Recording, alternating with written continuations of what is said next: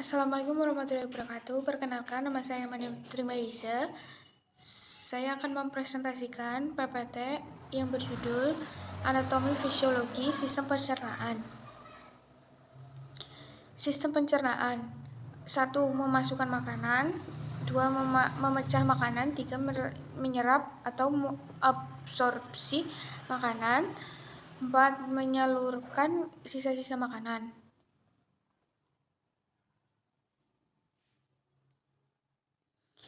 Sistem pencernaan: 1. Organ saluran pencernaan. Organ utama disebut alimentary gastrointestinal tract atau GIT. 2. Organ aksesoris tambahan. Organ saluran pencernaan: mulut, faring, esofagus, lambung atau stomach, usus halus atau intestinal, duodenum, jejunum,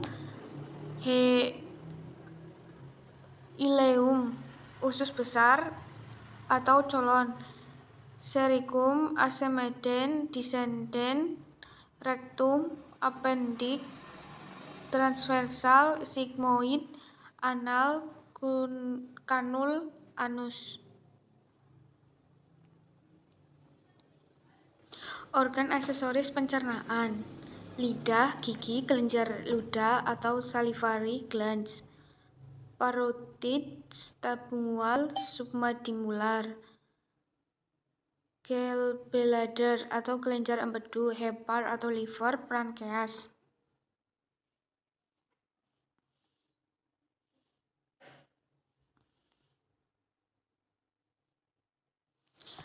Aktivitas GIT: tahap ingestion atau menelan, digestion atau mencerna, absorption, degradation, mechanical breakdown, mengunyah atau craving mulut, memutar atau churning stomach, segmentation atau kontraksi lokal, light meal, small intestine, makanan campuran. Mechanical breakdown atau ingestion atau menelan, memasukkan makanan dari rongga mulut ke dalam saluran pencernaan. Mechanical breakdown: memecah makanan, meningkatkan luas permukaan makanan, menyiapkan makanan untuk dilakukan pencernaan enzim. Tenaga penggerak propulsion: 1. Swallowing, menelan, oropharynx. 2. Peristaltik usus atau tenaga yang paling besar, gelombang kontraksi dan relaksasi yang ditimbulkan oleh otot-otot dinding. A. Esofagus. B. Stomach. C. Usus halus. D. Usus besar.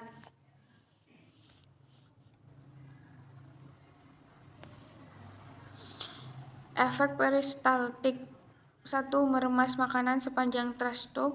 2. Pencampuran makanan.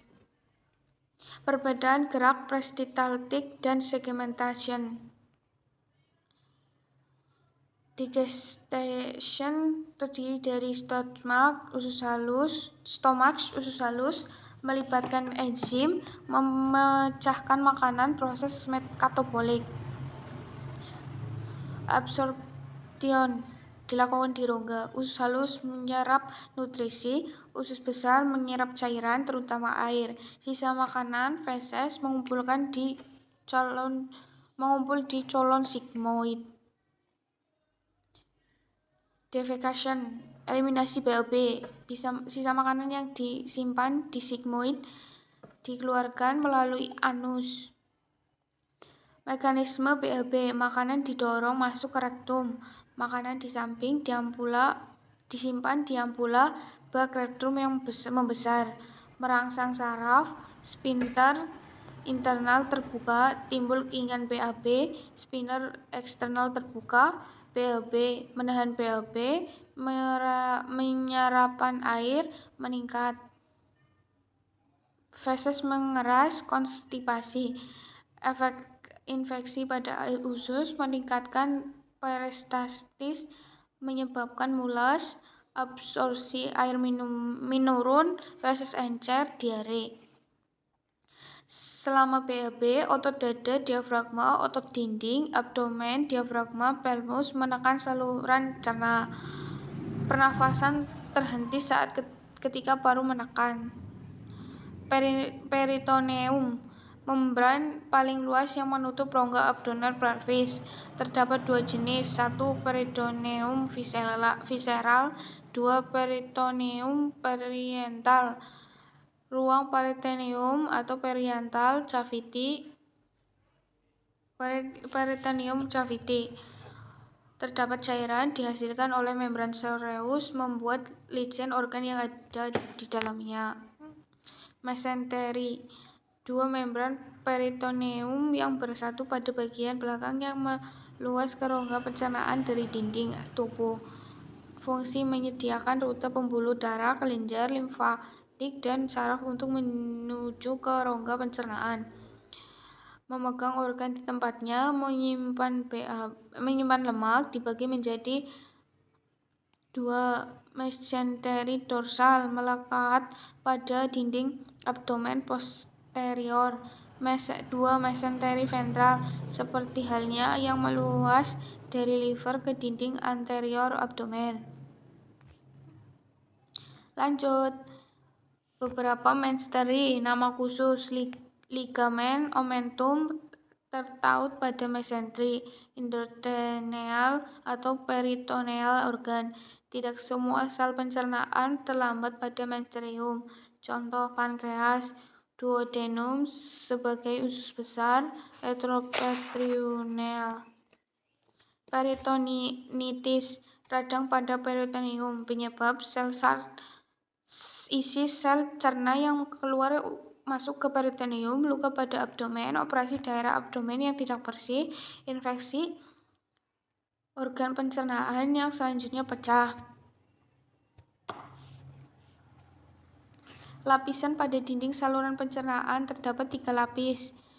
1. Tunika mukosa, 2. Submukosa, 3.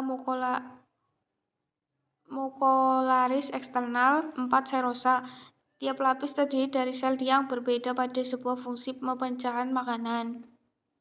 Lapisan mukosa, lapisan paling dalam, disebut dengan membran mukosa, terdapat pada mulut sampai anus. Fungsi 1. Sekresi mukus, enzim dan hormon. 2. Absorpsi produk pencernaan masuk ke pembuluh darah. 3. Proteksi dari penyakit infeksi. Lanjut, mukosa. Lebih kompleks dari mukosa di sistem tubuh yang lain, terdiri dari 3 bagian, linen epitelium, lamina propria, muscularis mucus. Satu epitelia kaya akan simple columnar epitelium, sel excreting, memproduksi sekret, memudahkan makanan bergerak pada stomak, dan usus halus menghasilkan hormon dan enzim. 2. Muku, lamina propria, jaringan yang mendasari epitel, jaringan ikat longgar.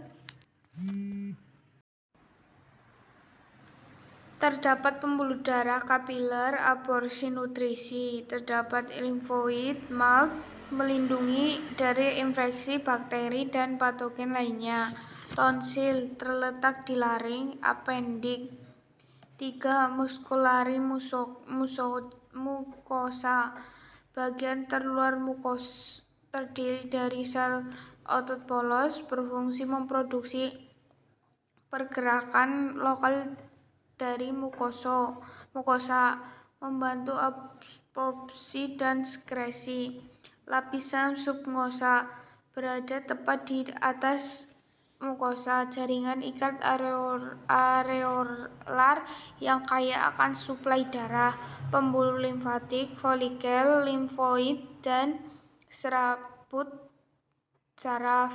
Mensuplai jaringan sekitar, dinding saluran GI, serta elastis berlimpah, memungkinkan perut kembali ke ukuran semula.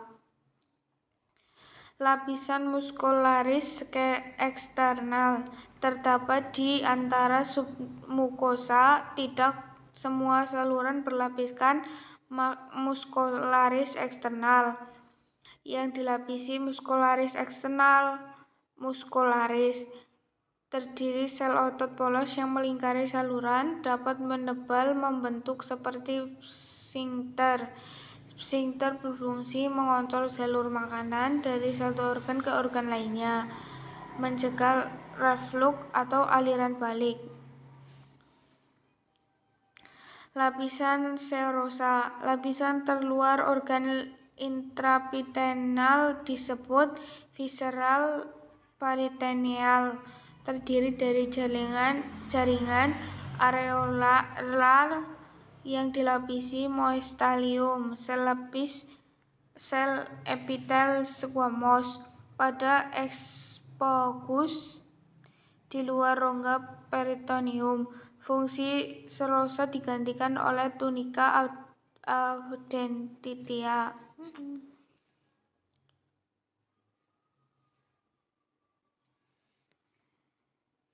Suplai darah, sirkulasi splanchnic, arteri yang bercabang dari aorta abdomen memberikan suplai darah ke organ pencernaan, dan sirkulasi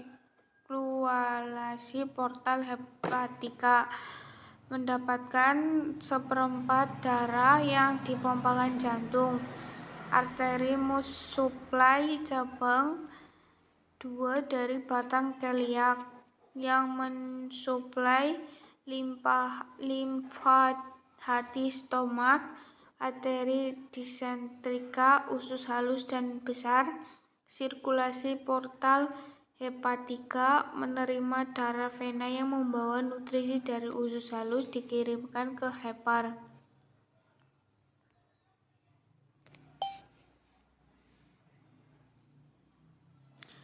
Persarafan pada git. Sistem saraf pada git tersebut sistem saraf energik, terdiri dari kurang lebih dari 100 juta neuron sensorik, interneuron, motorik, SSP. Terdapat sepanjang dinding git disebut saraf intermural esophagus anus, berfungsi regulasi aktivitas git.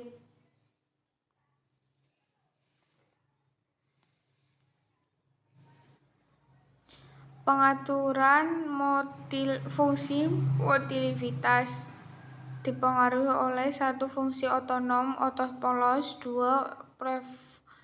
Plexus saraf intrinsik, 3. saraf ekstrinsik, 4. hormon saluran pencernaan. 1. Fungsi otonom otot polos. Otot polos terdapat pada lapisan usus muskuloskeletal mukosa. Aktivitas listrik pada otot polos git. Potensial gelombang lambat irama listrik dasar saluran pencernaan, bukan potensial aksi, tidak langsung menimbulkan kontraksi. Gelombang bersifat ritmik, berfrekuensi seperti gelombang potensial membran secara berkala, mendekati dan menjauhi. Intensitasnya 5–15 mV dengan frekuensi 3–12 kali per menit. Berperan mengkoordinasikan peristaltik dan aktivitas motorik lainnya. 2. Plexus saraf intrinsik, sistem saraf enterik. Terdapat 2 jenis. 1. Plexus mintericus auerbach, terdapat di antara lap otot longitudinal dan sirkuler. 2. Plexus submukosa Meissner di submukosa, terletak di esophagus sampai anus, mempengaruhi motilasi git, sekresi enzim dan hormon pencernaan, bertanggung jawab mengkoordinasikan aktivitas lokal di dalam git, dipengaruhi plexus extrematis. Plexus intericus, pengaturan motorik sepanjang usus. Efek bila dirangsang. 1. Meningkatkan kontraksi tonik dinding usus. 2. Meningkatkan kontraksi ritmis. 3. Sedikit meningkatkan kontraksi. 4. Meningkatkan kecepatan induksi gelombang peristaltik semakin cepat. Pengaturan persarafan gait, pelaksanaan mentorikus dan submukosa. 2. Mengatur ekstremati oleh saraf simpatik dan parasimpatik. 3. Serabut sensorik berjalan dari epitelium luminal dan dinding usus menuju plexus enterik ke ganglia periferial medula spinalis dan batang otak. Saraf ekstermik, saraf yang berasal dari luar pencernaan. Saraf dari cabang saraf otonom berperan terhadap motilasi dan ekstresi gait dengan cara memodifikasi aktivitas pada plexus intericus atau pelaksanaan efek langsung pada otot polos dan kelenjar. Saraf simpatik dominan untuk situasi fight or flight, menghambat dan memperlambat kontraksi dan sekresi. Pengaruh saraf simpatis dilakukan dengan cara 1. Tahap kecil pengaruh langsung norepinefrin menghambat otot polos kecuali si muscularis mucosa. 2. Tahap besar pengaruh inhibitorik dari norepinefrin pada neuron sistem saraf enterik. Efek tersebut menunjukkan bahwa proses pencernaan akan menjadi prioritas tertinggi apabila tubuh menghadapi suatu kedaruratan atau ancaman dari lingkungan eksternal. Pengaruh saraf simpatik mendominasi ada saat situasi tenang. Aktivitas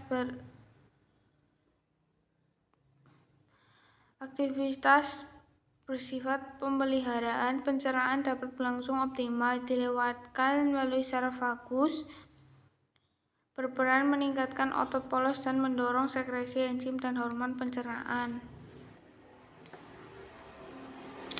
Hormon pencernaan, faktor keempat yang mempengaruhi aktivitas gait di dalam bagian tertentu terdapat sel-sel kelenjar endokrin mengeluarkan hormon ke dalam darah.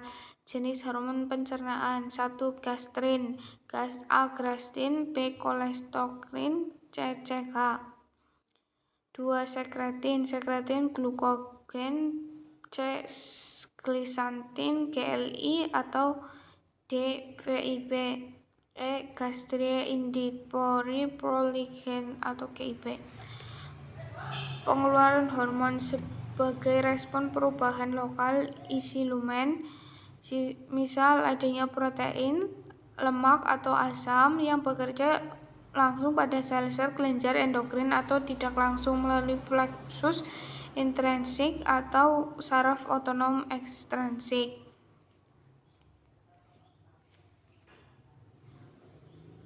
Pengaturan fungsi sekresi, fungsi utama kelenjar sekretoris. 1. Enzim pencernaan disekresi pada bagian besar dari rongga mulut ujung distal ileum. 2. Kelenjar mukus dari rongga mulut anus mukus yang untuk melumaskan dan melindungi semua bagian saluran pencernaan. Lanjut, mulut dan esofagus. Makanan bercampur dengan saliva. Makanan didorong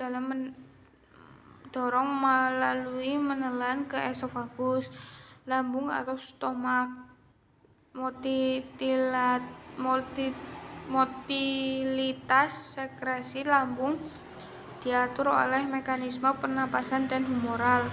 Komponen saraf refleks otonom lokal melibatkan neuron kolinergik dan impuls dari SSP melalui neuron vagus. Lanjut lambung. Pengaturan sekresi lambung, pengaruh fase sefalik, pengaruh lambung, pengaruh usus. Gambaran fase-fase sekresi lambung dan pengaturannya. Pengaruh sefalik. Pengaruh sefalik, fase sefalik, respon yang difasilitasi oleh nervus vagus diinduksi sistem saraf pusat, rangsang vagus serat efferon, meningkatkan sekresi gastrin, pelepasan gastrin, releasing peptide, pelaksanaan asetilkolin, meningkatkan sekresi asam dan pepsin pada dada atau leher, meningkatkan sekresi asam pepsin. Vagotomi tidak menghilangkan respon sekresi terhadap rangsangan lokal. Lanjut pengaruh sefalik. Melihat, mencium, membayangkan makanan, memikirkan makanan, merangsang hipotalamus anterior, merangsang korteks frontalis orbital, meningkatkan aktivitas efferon, nervus vagus, meningkatkan sekresi lambung. Respon emosi mempengaruhi sekresi dan motilitas lambung melalui pencernaan nervus vagus, cemas, depresi, menurunkan sekresi lambung, aliran darah dan motivitas. Lanjutan sekresi lambung, pengaruh lambung, respon refleks lokal dan respon terhadap gastrin. Serat dari reseptor masuk ke plexus submucosa, tempat badan sel neuron berada, bersinap dengan neuron parasimpatis post ganglion, sel parietal, sekresi asam. Semakin banyak makanan di lambung, meningkatkan sekresi lambung. Melihat makanan, membau makanan di mulut, reseptor dinding lambung dan mukosa berespon terhadap pergerakan dari dan rangsang kimia. Protein meningkatkan sekresi gastrin. Pengaruh usus. Pengaruh usus, efek umpan balik hormonal, refleks pada sekresi lambung yang dicetuskan oleh mukosa usus, refleks setempat, rangsang taktil, iritasi, peringatan kerja saraf enterik, keberadaan kimus, sekresi mukus, sekretis kolesiosokinin, sekresi mukus usus halus. Usus besar, mukosa usus, cryptus libercum, tidak terdapat villi, sel epitel tidak mengandung enzim, hanya mensekresi mukus, melindungi usus dari ekskoriasi, melekatkan bahan feses, melindungi usus dari bakteri, bersifat basa, melindungi usus dan dari asam yang terdapat pada feses bila usus berinteraksi, enteritis, meningkatkan sekresi mukus, air elektrolit, meningkatkan sekresi mukus yang kental dan alkali atau pH tinggi atau basa, fungsi mengencerkan pengintasi dan mempercayai pergerakan tinju atau anus, tinja ke anus, diare, kehilangan cairan dan elektrit.